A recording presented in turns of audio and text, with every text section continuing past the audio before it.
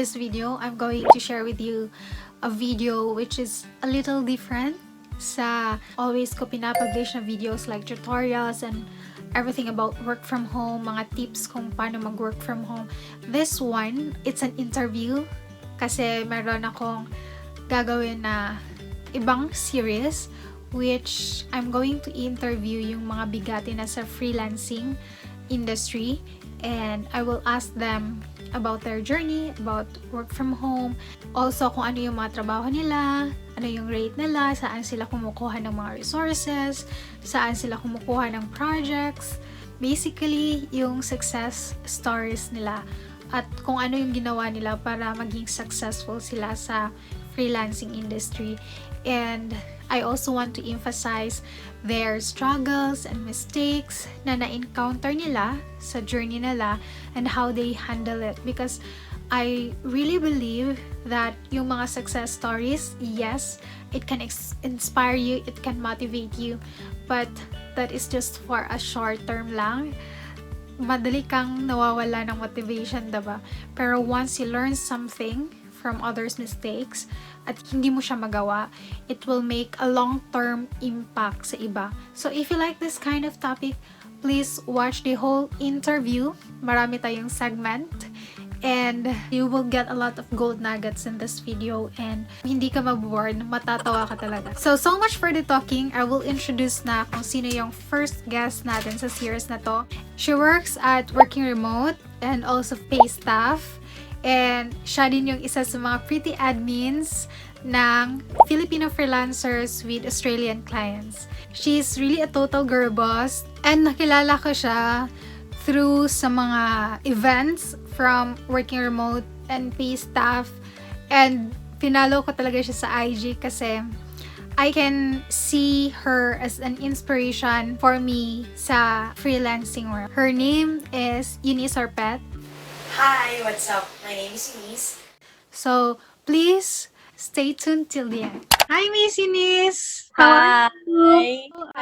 First, what is your work before ka nag-online? Bago ako napunta sa work from home setup and online business, I was in the office. So, nag-work ako as an online marketer for an e-commerce business in Binondo, Manila. So I live in Rizal. I travel 3 hours to 5 hours a day back and forth, so that I could earn a living. Prior to that company, I was also a business developer and a marketing manager for an IoT company.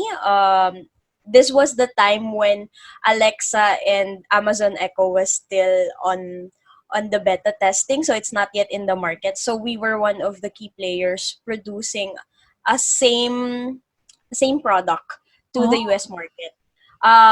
So that started the passion talaga to work with international clients. So my first job was there, but it was an office based. I had a very good run ng career when I was in the office. Unfortunately, I had to step back and think, try something new. Kasi people would like something new, diba, in their life, but they're not afraid to change something. Kasi you cannot find a different result if you keep on doing and repeating what you have been done before. So, noong 2017, I was really wounded from my work, from the office politics, from the travel, the traffic, and ayun, I just really need to step back para mag-heal muna. And during that time, I was just looking for a job. Not necessarily a home-based job, pero nakita ko kasi sa job street na, may possibility pala na mag-work as a marketer at home.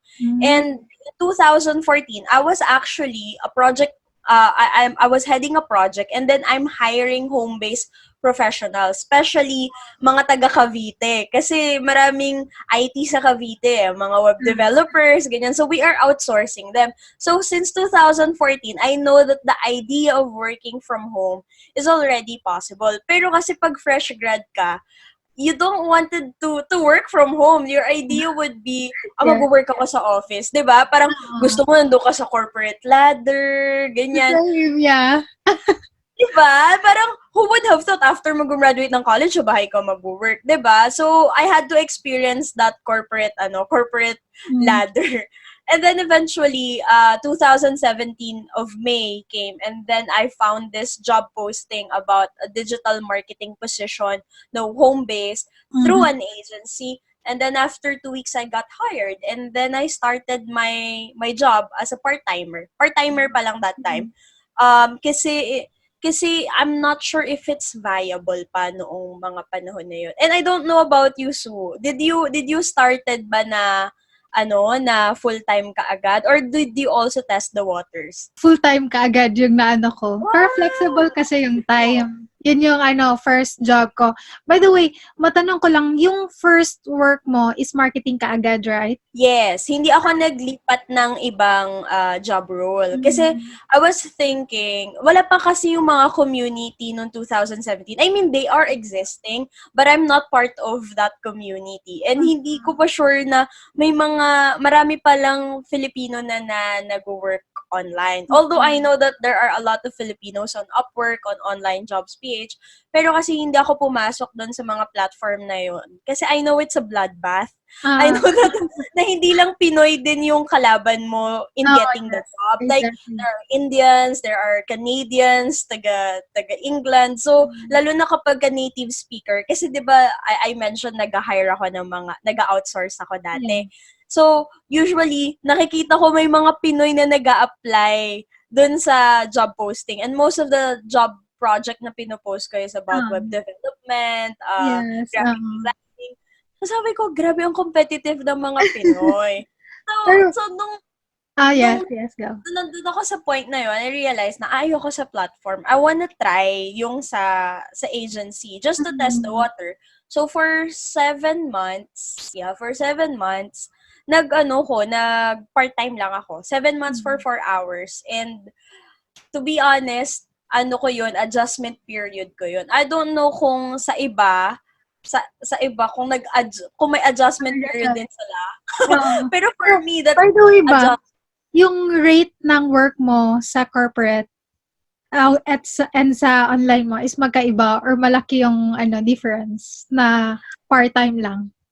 That's a very good question. The truth is it's not. It's very different. Mas malaki pa rin yung kinikita ko na nasa opisina ko. Kasi nga naman, part-time yung kinuha ko. Pero kung yung hourly rate ko as a part-timer would be full-time, mas malaki siya kaysa nung nasa opisina ko. So, nung panahon na yon, so eto na yung adjustment, 7 months. And I was thinking, is this really possible? Can I really find financial freedom here? Kasi nga part-timer ako eh. Alam mo yung feeling na yung kinikita ko, sapat lang na pambayad ko ng bills, pang-abot sa nanay ko.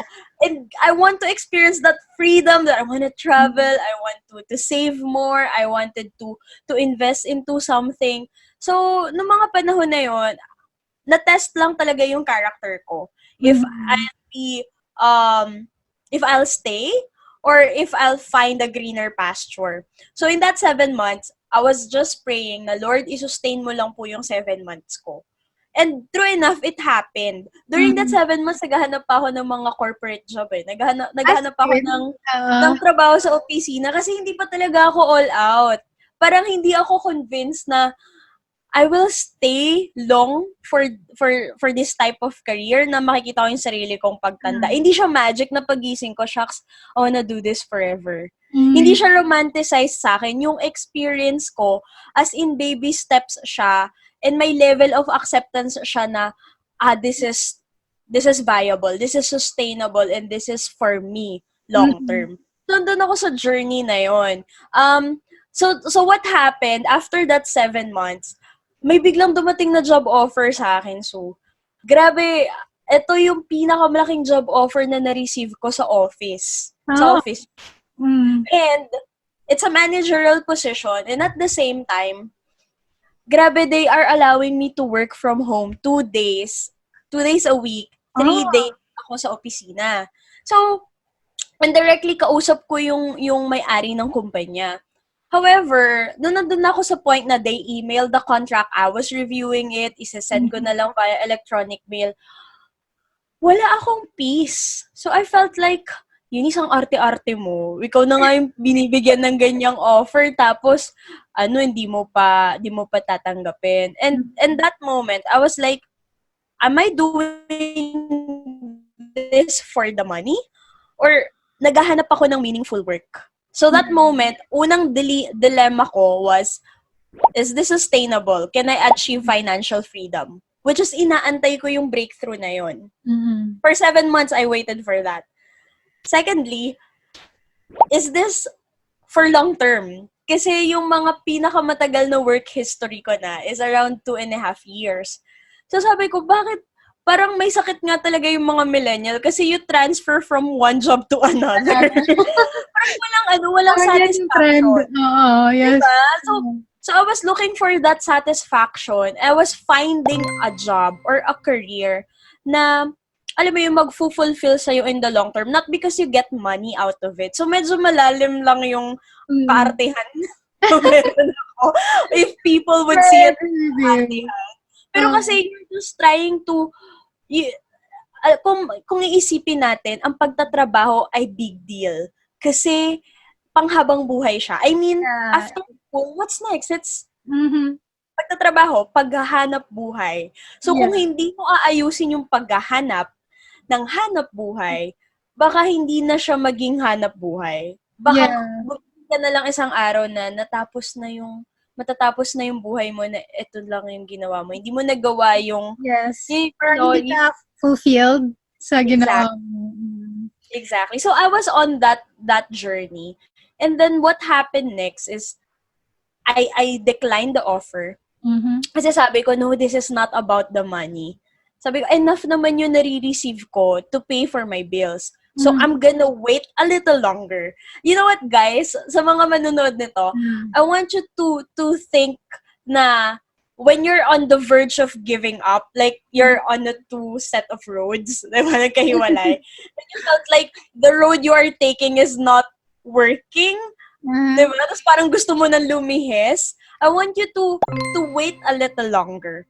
Just wait a little longer. Because I waited for about, I don't know, mga 3 days yata. And then afterwards, yung agency, they called me. Sabi nila, Eunice, I have another client for you. So, okay ka ba to take this job? Ganyan. Ang ganda ng offer. Kasi I was already working part-time, diba? So, another part-time came in. So, sabi ko, ganda ng offer Tapos okay din yung kliyente. So sobrang okay, jive kami nung client. And then, 2018 came in, nasagot na yung financial breakthrough ko. So tanggal na yung problema ko sa pera. I was like, Lord, thank you kasi nakuha ko na yung breakthrough na iniintay ko. Again, guys, wait a little longer. Kasi it will happen. Diba? So after that, ayun na, nagtuloy-tuloy na yung breakthrough sa akin ng 2018. I tried to be brave. So, yung client kong yon nung pumasok yung 2018, he wanted to hire me full-time. Since I have, part-time client, I cannot do that. Eventually, the other part-time client nag-depart.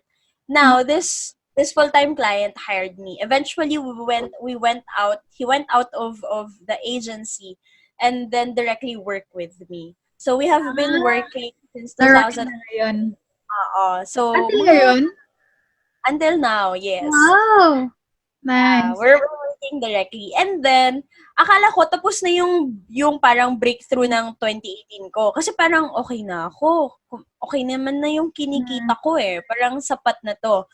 And then, the agency owner eventually called me and said, Eunice, I wanted you in my team. Ganyan. So ngayon, sabi ko, paano to? Mayroon akong full-time tapos may opportunity.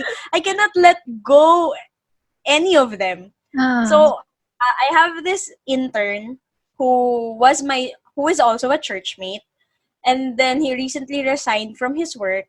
And then sabi ko, ite-train ko to kasi naging intern ko na Kaya niya yung ginagawa ko. He was a marketing graduate too. And then eventually, I was able to give him a job.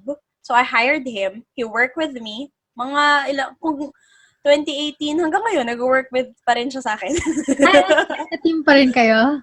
Yes, yes. Oh, And then nice. I'm giving him gigs and at the same time, a full-time client. Mhm. While I also work on side gigs and side jobs while having a full-time client as well.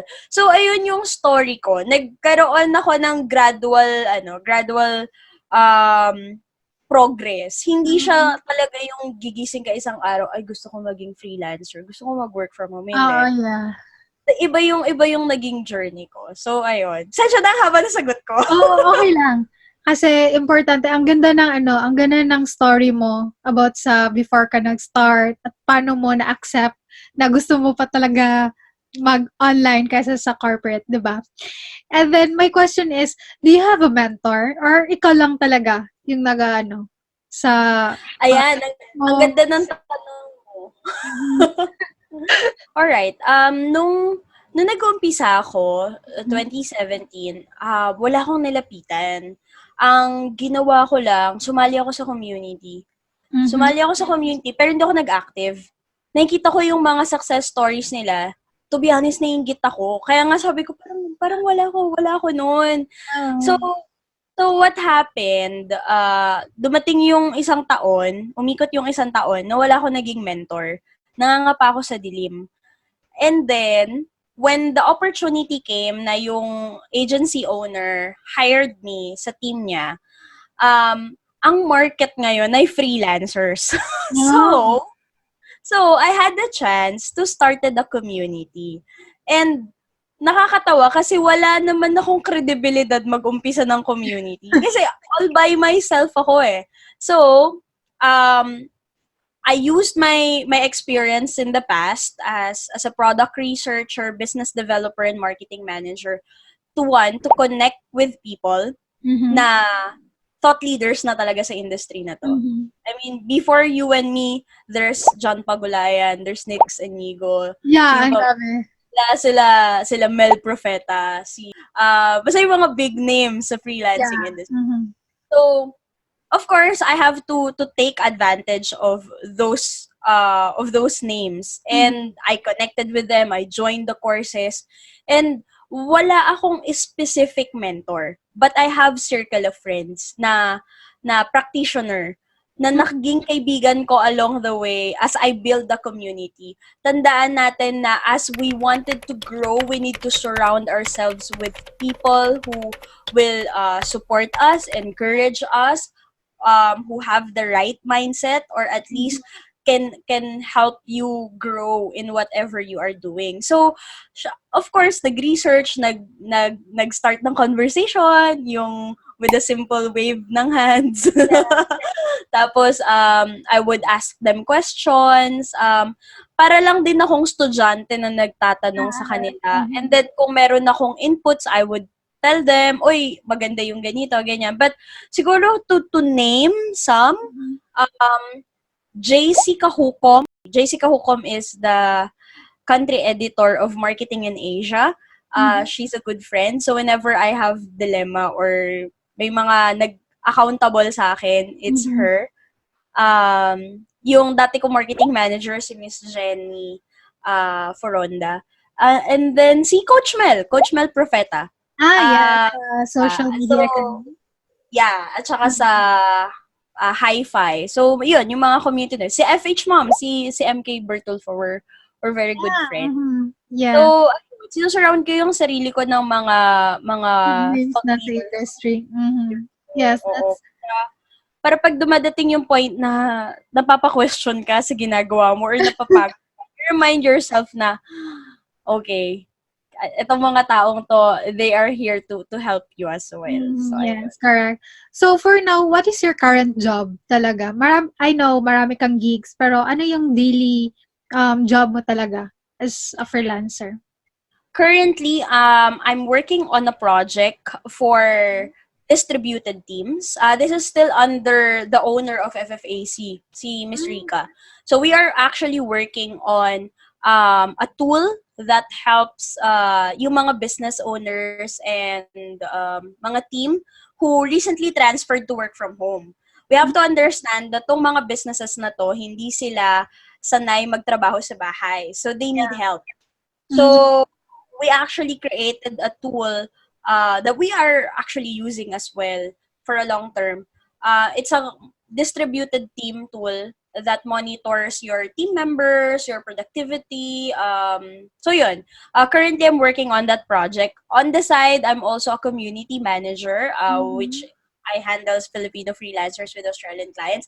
I've been hiatus for 3 weeks now. Kasi I was, siguro nag-start yung 2020, sobrang napagod ako ng January sa sobrang hustle for the Uh-huh. commute. And then February came in na medyo slightly lilo. And then ito na ngang March, I was like, Mhm. okay, quarantine. Supposed to be dito ka nagpapaka-active, pero nandun ako sa point na I have to take this moment to to be mag-hiatus muna ako, and then afterwards babalik ako. I'm gonna bounce back after this. So ayun, aside from that, ano ba, yung main na trabaho ko, Mhm. marketing pa rin. I create contents. I run ads. Mhm. Ano ba? I do PR kasi nag-reach out talaga ako with people that can possibly work with the brands. So, yun yung mga madalas na ginagawa ko.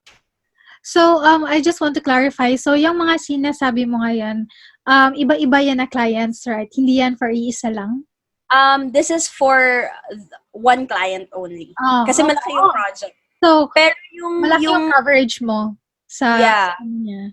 as Okay. in full blast marketing talaga yung yung coverage ko. So, most likely, ano yung rate ng work ganyan sa market? Yung same na work mo? Na parang ang lahat, sa'yo naka-assign, yung ganun. So good. Ayan, for those who wanted to be a full-time marketer for one client, kasi the rate would differ kung saang bansa sila. And I don't want you to na ako lang yung pagkuhanan nyo ng opinion. Kasi pag rate talaga, medyo hot issue yan. At, Yeah, hot topic diba, talaga siya. diba, my rate might not work for you, and your rate, diba, could be Mhm. possibly pwede sa iba. So, I would say na you have, in setting your rate, you have to understand yung kung gano'n na kayo katagal sa industriya na yon. For example, you've been an accountant for a Yes. very long time. And plus, regardless kung nag-work kayo sa opisina or bago kayo sa pagtatrabaho sa bahay, you need to know your worth. You need to Mhm. know kung ano yung market value nyo. Yeah. And yung market value adds over time of course, kapag marami kayong na-achieve, marami kayong nabibigay na results sa client nyo, and ano talaga yun, yung result na nabibigay nyo is very important sa kliyente. Mhm. So, ayokong magbigay ng exact figures, Yeah. pero, ayun, for a full-time rate, I would say in peso ha, in Mhm. peso, and you're a marketer, mahina na yung 40,000, 45,000. So, it should be higher. Should be Mm. higher talaga. Yeah. So, So again, depende lang yan siya sa country na ano mo, yung client, prospect client mo, and kung ano yung mga na-achieve mo na, right? Kung that's gano'n ka right. katagal, yung mga gano'n. So, hindi talaga, I agree din sis, marami ding nagtatanong sa akin, ano bang i-rate ko dito? Depende kasi yan. My rate might not work for you, yung gano'n. Tapos, Totoo. hindi talaga ako nagbibigay masyado ng exact rate. Kasi magkaiba talaga eh. And Pero then, willing naman ako na i-disclose. Siguro disclose ko sa inyo, atin-atin na lang to sa mga subscribers ni Sue. Nung nag-umpisa ako mag-work from home, ang kinikita ko na sa opisina nun was around 28,000 sa monthly. corporate mo. Corporate yon. So, nung nag-home-based ako, when I shifted, again, it's 4 hours. This is 2017, ha?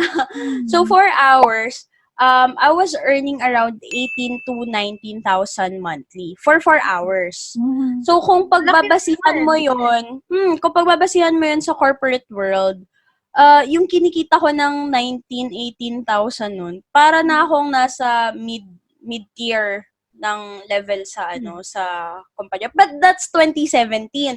3 years after that. So you do the math and you think about it. Wala na kayo mag-isip. Yes, okay. So for now, how many clients do you have? Or your mga, kasali na yung mga per gig mo lang, per project? Mhm. So right now, I have 2 full-time clients.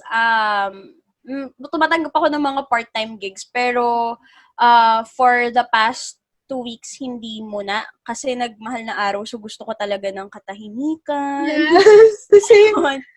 Diba? Siguro ayoko munang gugulin yung sarili ko ng trabaho. And then, hopefully, dahil tapos na mahal na araw, I can get back to hustling or at least work on some side projects, which is my own channel. Sana magawa ko talaga siya.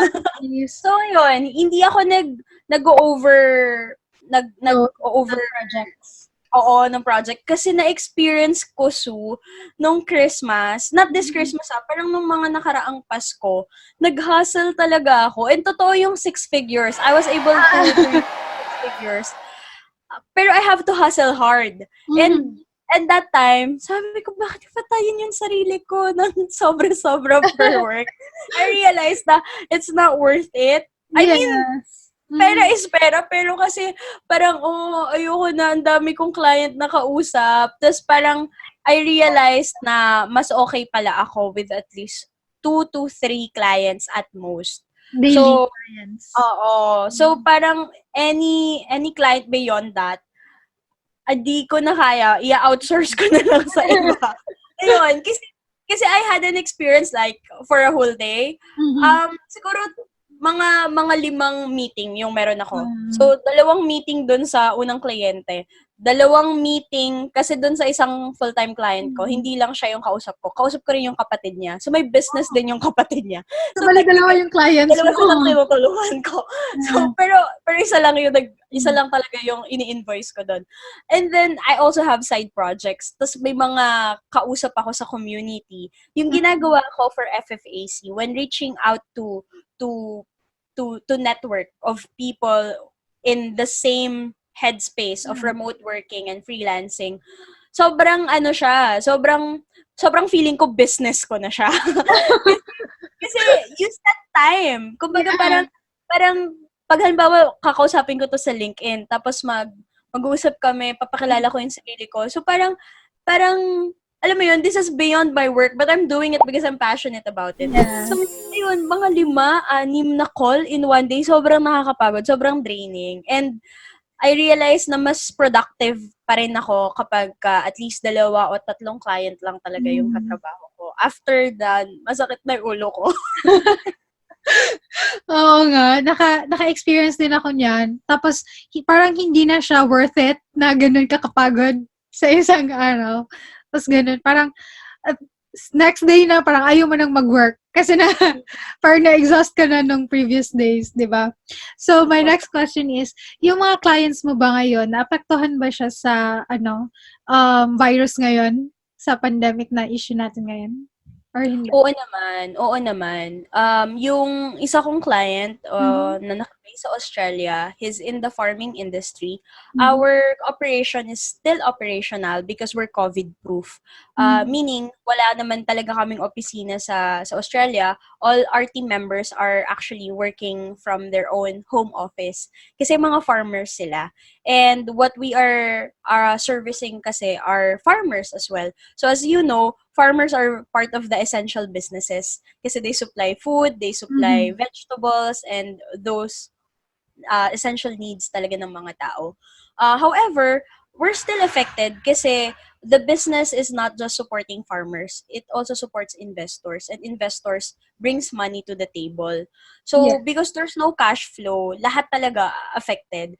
So, nung pumasok yung 2020, I actually asked from this client for a raise.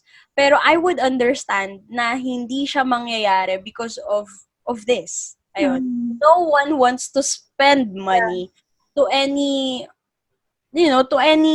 services kasi recession crisis I find it very challenging for any marketer to sell a product right now because of whatever is happening in the world. However, a good marketer knows how to give solution. So if your Mm. business is not putting solution to the table and all you wanted is to get money, you're not gonna thrive in this type of environment. That's the reason kaya yung project na kinuha ko ngayon under Miss Rica was a project that aims to provide solution talaga. So Mhm. it's not really profitable, rather kasi it only helps yung mga business owners na nagta-transition to work from home. Mhm.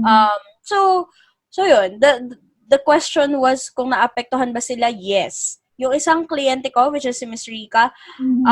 she has an agency and it is really affected. Like 60% of of their clients are really affected by COVID-19. And kung nagkaroon ba ako ng anxiety? Mhm. Oo, Yeah. sobrang nag-worry ako na gigising na lang ba ako isang araw wala na akong kliyente. Kailangan ko na ba bang i-revisit yung listahan ko ng mga leads at i-check sila isa-isa kung kailangan ba nila ng marketer ngayon. Parang inisip ko rin, how can I market my service in this time of crisis? Can Yeah. somebody really pay me? Or may iniisip pa ako na pwede ba akong work now, pay later?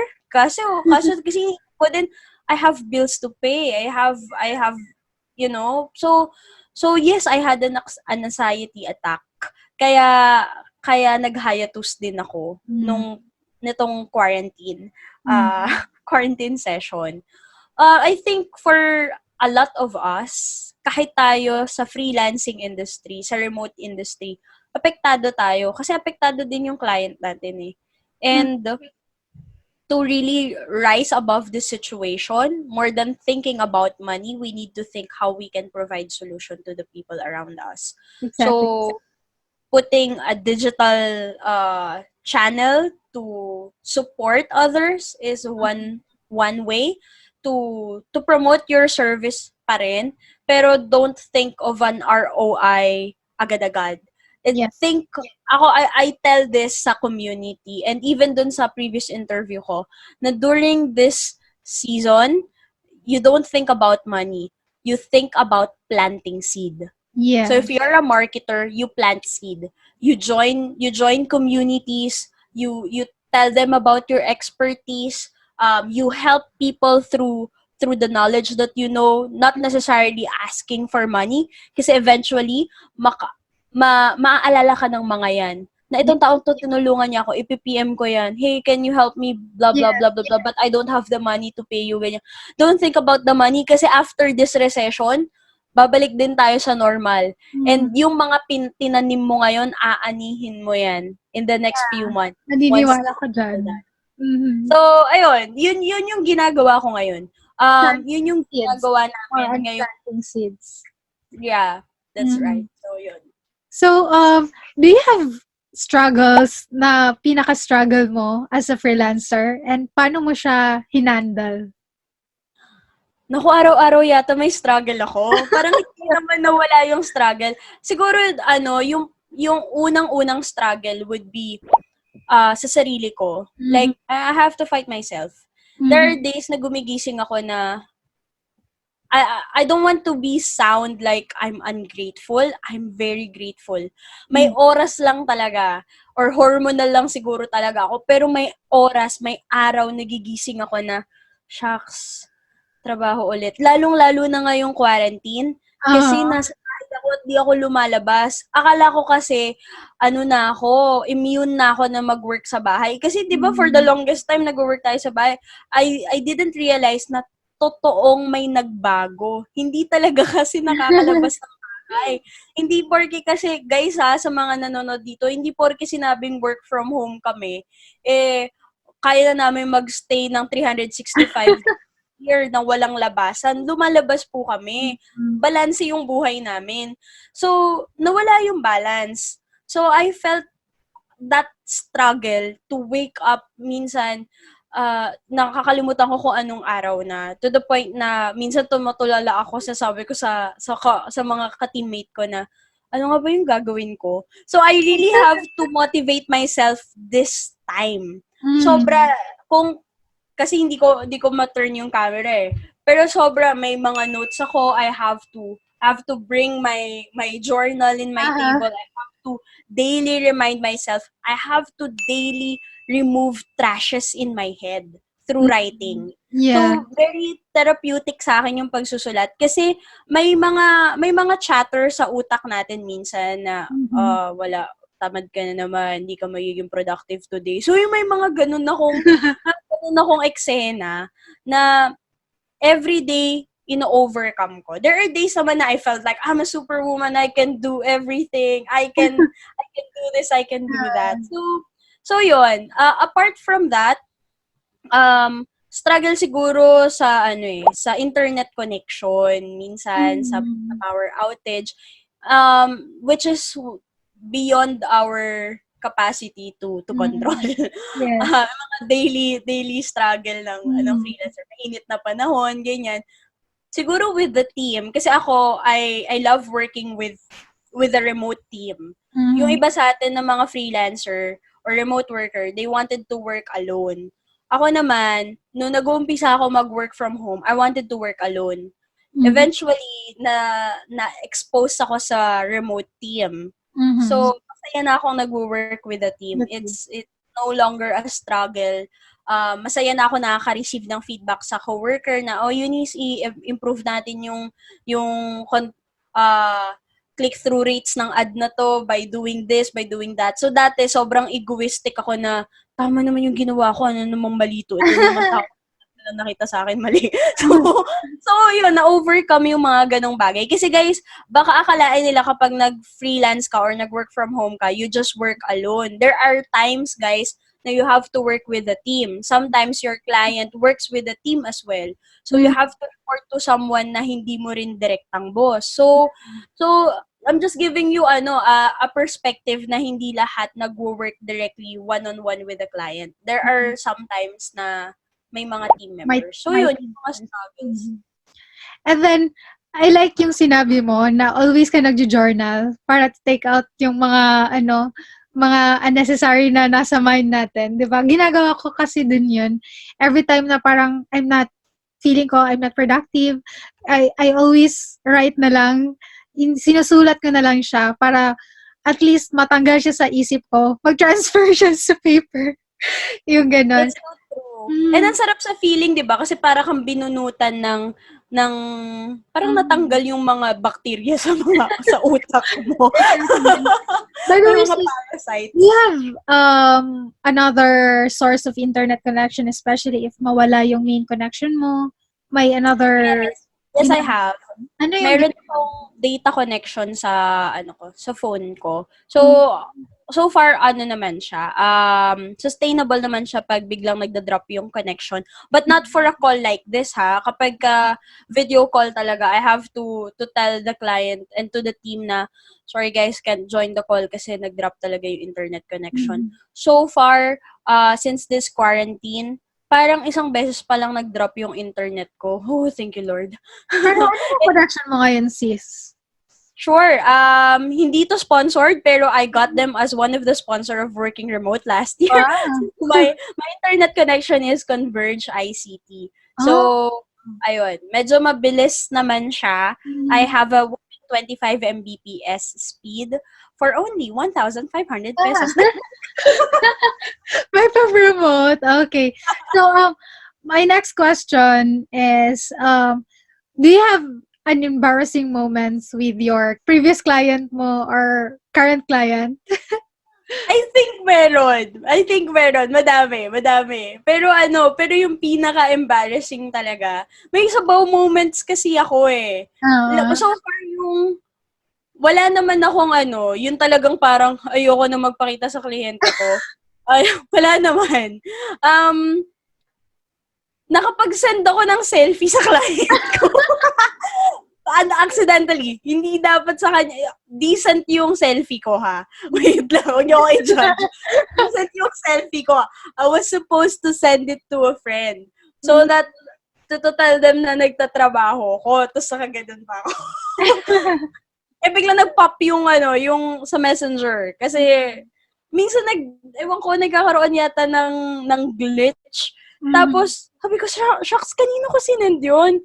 Pagbalik ko dun sa conversation with friends, hala, wala sa kanila yung sinend ko na kanino. Pag-check ko, wala, na-send ko dun sa client. Buti na lang, may remove. Pero, Uh-huh. hindi na remove eh. Too late na eh. Nakita na niya. So, nagstay. Tapos, nagpalusot na lang ako. So, hey, I had a good day working. How about you? Wala. Lusot na lang. Lusot na lang. Diba? Ang daming mga kapalpakan, pero nakakatawa siya. And then, may I know kung okay lang sa'yo, kung ano na yung mga napundar mo as working from home ka? Kasi may nakikita ko mostly sa mga groups na mga success stories, ang dami na nilang mga napundar sa kanilang bahay, sa kanilang self, yung mga ganun. May I know kung ano yung mga napundar mo na? Um, First na napundar ko was this laptop that I'm using. I'm using a MacBook Air. I bought Oh. this 2018 out Mm. of the savings na save ko from my work from home. Mm. I would say na achievement na siya sa akin. Kasi nung nagtatrabaho ako sa opisina, pinakamalaking ipon ko na 10,000 pesos. Mm. So I was like, sabi ko, hindi ako bubuhayin ng 10,000 pesos. So nung nag-work from home ako, my goal talaga was to save. So Mhm. during my first year of working from home, yung first 7 months, I was able to save around 25,000 pesos. So tuwan-tuwa na Wow. ako nung Mm. sabi ko, hala Lord, may 25K na ako.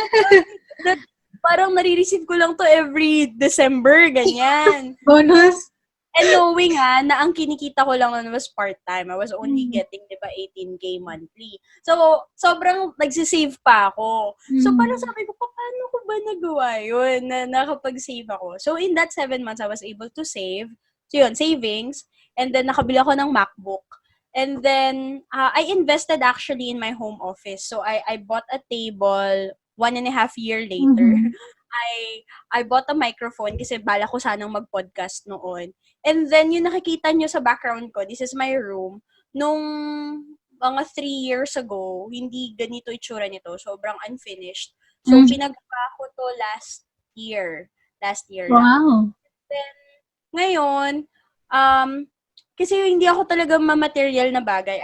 I'd rather save, I'd rather invest to ang tawag doon, yung Sun Life. Life insurance? Life insurance, yes. Mhm. So Wow. last year I bought a life insurance with na VUL. So I have Mhm. investment and life insurance. And then I also have a savings na enough to kung sakali man naman natili ito ng 1 taon, it's Uh-huh. enough. Kung Kaya pa. sobra pa to Kayang-kaya sa budget. kayang-kaya. And then, ayun, ano pa ba? Travels. Travels. I went to Bali, I went to Singapore, Malaysia last year. Oh, Lalo na last year, ang dami kong labas last year. Parang inilibot ko yata Luzon, mostly Luzon area and then Visayas area, teaching about freelancing. So, I did work and travel last year. Madami talaga.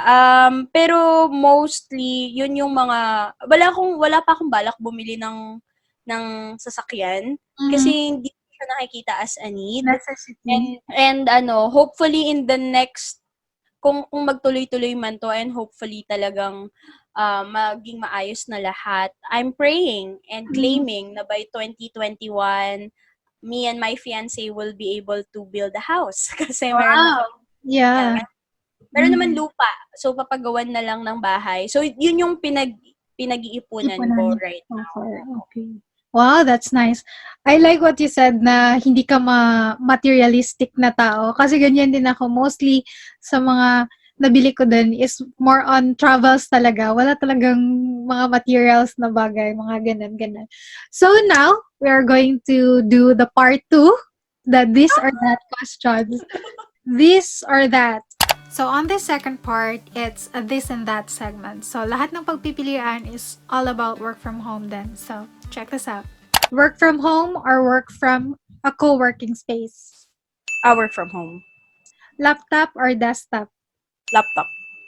Windows or Mac? Mac. Coffee or tea? Tea! Katsaa!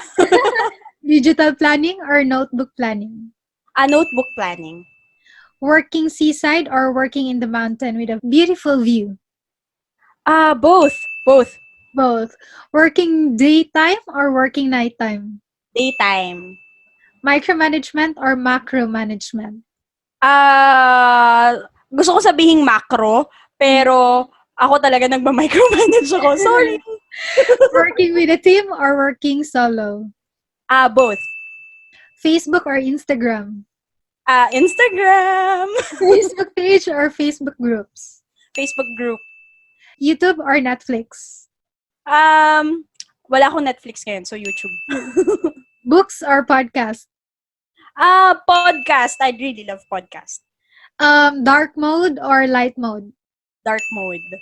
Well-planned contents or spontaneous contents? Spontaneous po ako. Informative contents or entertainment contents? Both. I do both. Mm-hmm. You becoming a podcaster or you becoming a YouTuber? Podcaster talaga. Video call meeting or audio call meeting? I love video call.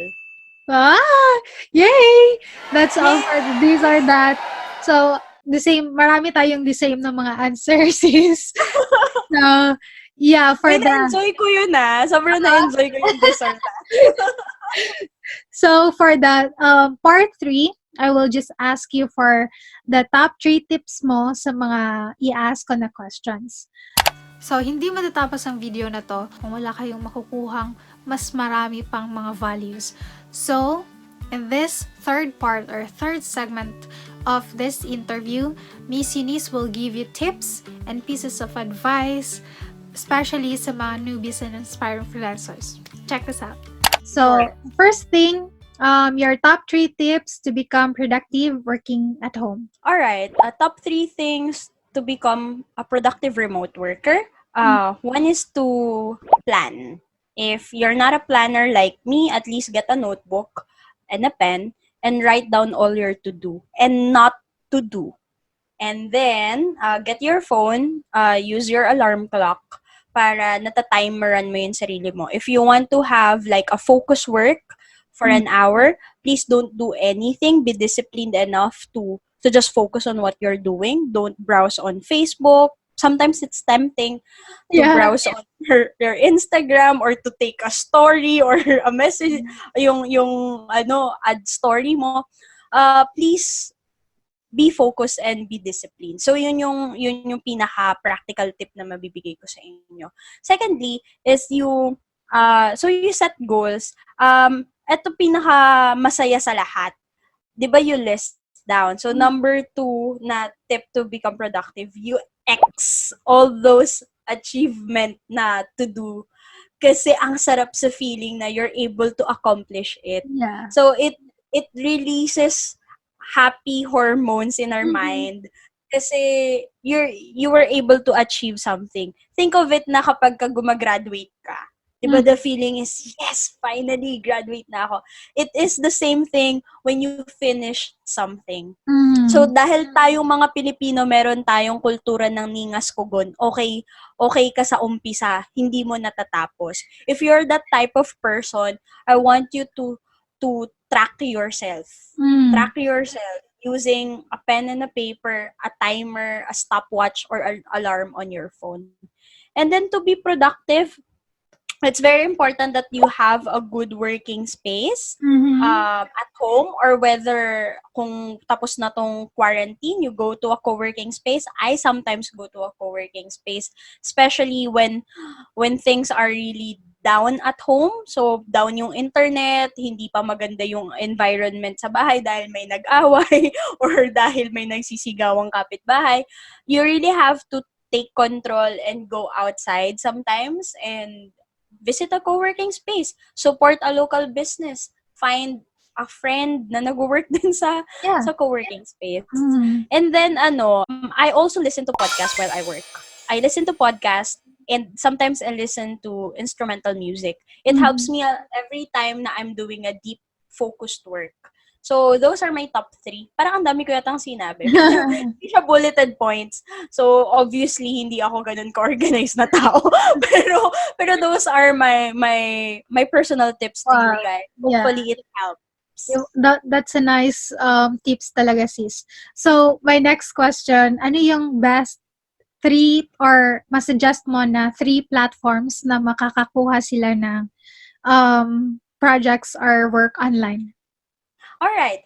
Para sa mga nagta-transition and Mhm. one, you don't have that confidence yet to find a direct client. Sometimes, guys, it only takes confidence.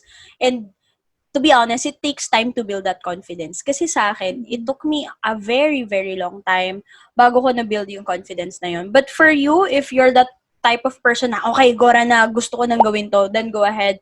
Find them on LinkedIn. Find them on Google. Look for their websites, send them an email, pitch to their emails, go ahead. Pero kung hindi ka naman yon and medyo you wanted to test the water if work from home is for you, I highly recommend that you go to agencies. Like, yung mga agency na build na through time. Go to remote staff, 24/7 VA. I listed them actually on on FFAC. You can visit those lists. Mhm. Ang disadvantage, of course, is that of course they take a bit of the amount that you are receiving. However, you are secured kasi merong kontrata na nagbabind between you and this client, and the contract is something that you can impose Mhm. sa hosting country. And at the same time, you are also acknowledged sa batas natin when you have that.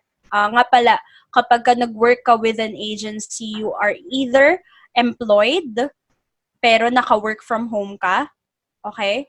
Either employed ka or you are a subcontractor, which Mhm. means you are self-employed. Dalawang magkaibang bagay yan. We can talk about it siguro sa mga ibang panahon, Yeah. pero if you want to know the legalities of working from home, Brick Sue can discuss that. You can also visit FFAC for those type of information. We have that listed. So yeah, like what I'm saying, Na. agencies, go for agencies uh if you are testing the water and if you wanted to try if work from home is for you. And then if Mhm. you have a little bit of a backbone and you wanted to try sa mga clients, then go to the marketplace. It's a Mhm. bloodbath. Pero kung meron ka ng experience, meron ka ng knowledge talaga, whether you have experience working in an office or working from home, kung advanced na talaga yung skill sets mo, for example, you're a web developer, you know PHP 5, you know Joomla, you know WordPress, like to the advanced level, walang pipigil sa'yo. Go ahead and check those direct jobs sa Upwork. And ano pa ba? I-plug ko na rin kasi Ah, sure, kaibigan ko sure. to, yung may-ari. Go ahead to flexi.nl. It's a Netherlands freelancing marketplace. The CEO is a friend. Mhm. Uh, it's actually new and wala pang gaanong Filipino in that platform. So guys, if you wanted to check it out, Wow. most of the job openings there are for IT businesses. Mhm. At ayun, it's good. UK market, why not? We will just put the link sa description para ma-click nila. And yung group mo din sis, ilagay natin para maka-browse sila doon sa mga Sure. post mo. And then for the last top 3 na i-ask ko, ano yung top 3 pieces of advice na mabibigay mo sa mga newbie or sa mga aspiring freelancers ngayon? All right. So, number one is to know your reason. You need to identify kung ano ba yung reason mo bakit ka mag-work from home. Is it for your family, for yourself? Is it for finding a meaningful work? Is it to start a business and then eventually start a passion project? So, ikaw, ano yung reason mo? Any reason is valid naman. Pero, yun nga, pag dumating yung point na it's a hard time, no, kagaya nito, quarantine, nag-work ka pa rin sa bahay, may iba na nawalan ng kliyente, um, gusto mo pa rin ba mag-work from home? Gusto mo pa rin ba maghanap ng client? Do you see working from home as a business? So, ayun, you have to identify your reason. Pangalawa is, you have to be ready na hindi po ito, gigising ka na lang isang araw tapos successful ka na. Kagaya po ng story ko, ng story ni Sue, we went through several stages of our remote work career or work from home career. May series kami na nandun kami sa taas, we're in the mountaintop, we're winning. And there are also series na nandun ka sa valley na nahihirapan ka, struggling ka. And currently right now, I would say most of us, a lot of us are in the valley. A lot of businesses are struggling. So, ayun, kailangan mo maging strong emotionally, spiritually sa gagawin mo.